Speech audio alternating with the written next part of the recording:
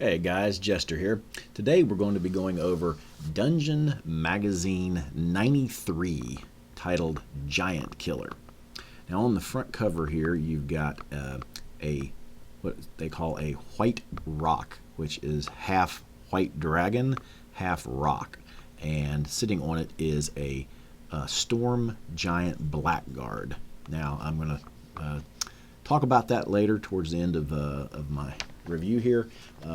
But basically, what you have here, and this is a pretty good module, or adventure actually, I should say. Basically, you've got a battle with a bunch of cloud giants that is wreaking havoc on the neighboring countryside. I'll go ahead and read to you the adventure background, and you'll get an idea of what's going on here. It says, in the high peaks where the Solhot Mountains meet the crystal mists, far from human civilization, a clan of evil cloud giants has long made its home. Their ruler, a mighty giant sorcerer known only as the Stormlord, reigns from a cloud castle that floats above the mountains, set atop a thunderhead that never ceases its storming. The Storm Lord has stirred from his isolated domain, however, and led his giant clan to the southwestern reaches of the Yeomanry, the nearest region of the human settlement. The Storm Lord's arrival has been terrible in each town in its path. First, the cloud overshadows the town, pouring down rain until water runs down the streets. Thunder rolls so loudly as to deafen the people below, for which many are grateful, for it spares them the sound of the screams to come. Then the rain turns to acid, searing the flesh from anyone caught outside and pitting holes in solid rock. Lightning then sets the town ablaze, followed by hail and more driving rain. As the storm dies down to a mere raging thunderstorm, the Stormlord's cavalry rides in, cloud giant fighters mounted upon enormous ice-breathing birds. Nothing remains alive in these towns by the time the giants fly back to the Stormlord's keep. Prompting the Stormlord's assault is the recent loss of his daughter, who was slain by a band of adventurers. The Stormlord now demands vengeance upon the humans who robbed him of his heir, and is hunting every member of the adventuring party who committed the murder.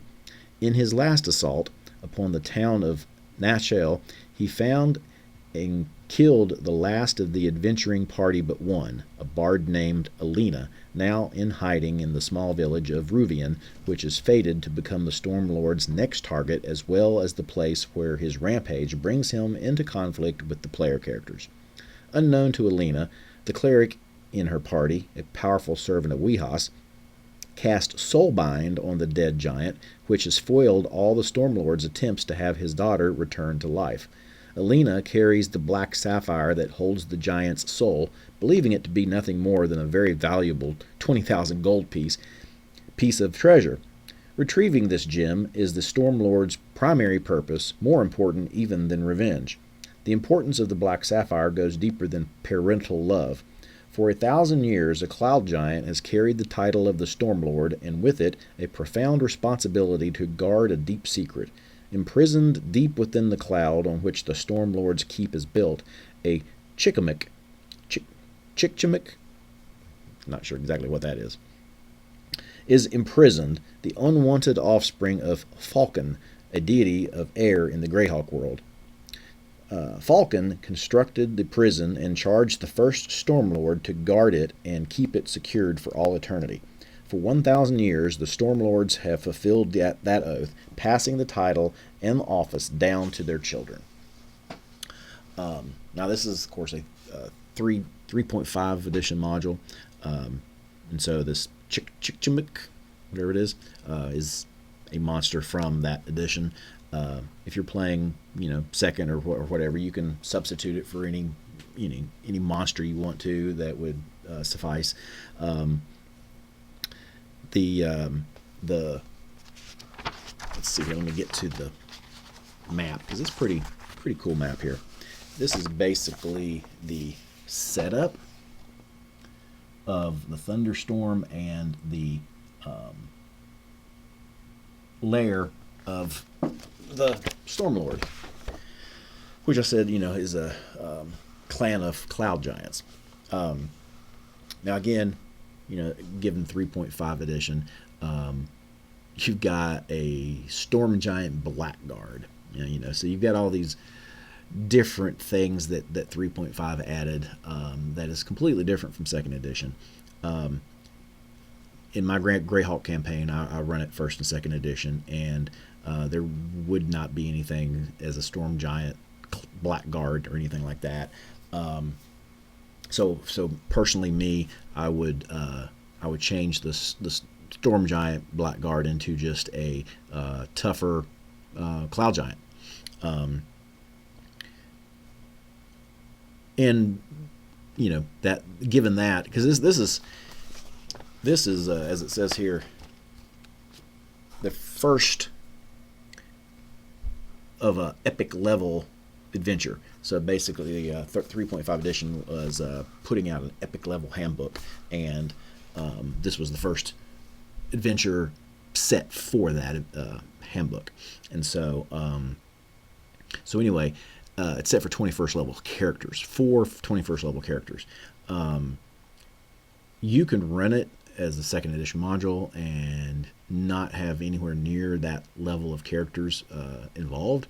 Like I said, if you get rid of the Storm Giant, make it just a tougher Cloud Giant, I don't know if I'd have their cavalry birds be half dragon, half rocks. I would probably just put them as giant rocks, or maybe, I don't know. I mean, you're talking about giants riding these things, so I don't know. You do what you would think best. But I mean, the adventure calls for 3 flights, which they call wings, 3 flights of these Cloud Giants that attack the city after the storm is over, and each flight has 4 of these giants on these birds. So you have a total of 12 Cloud Giants plus the leader, which is supposed to be the Storm Giant. So you got 13 giants on these half dragon, half rocks that are assaulting the city. And that's pretty much the bulk of the military force that this Cloud Giant has. But in any case, it's pretty good. It's a pretty good little adventure. Just my personal opinion. You just need to make those changes, especially if you're a second edition player like myself. And it should fit fine with your higher level characters, but obviously you don't have to go to 21st level to be able to play this. But yeah, I mean, it's a good adventure. I like the magazine overall as well. There's another Greyhawk module in the first of it called Vanity. It's supposedly set in the Barrier Peaks right next to the March of Bissell. Not going to say anything about the module. I think it's kind of hokey, but beyond that, I mean, you can adapt it however you see fit. And it's set in Greyhawk, so there's a couple more modules or a couple more adventures in here. One taking place in a swamp, and not sure what the other one was. Guess I didn't really care. I was mainly for the giant killer adventure there, and this can piggyback really good at the end of the Return of, I think it's called Return of the Giant. No, Return of the Giants or something like that. It's basically what 3.5's redo of Against the Giants. So they basically take the whole Against the Giants and make it into this much more larger campaign, where you're now going into the Duchy of Giaf, which has been completely overrun by giants, and you are to oust all the giants out and liberate the liberate Geoff. And so in that uh, campaign arc, the main antagonists was Cloud Giants, and it was a Cloud Giant clan that was run by a female Cloud Giant. So the way I did it in my campaign, I made that female Cloud Giant be this guy's daughter that the party killed, and now he's trying to get revenge on them. So it fits really good in with that campaign if you play it like that.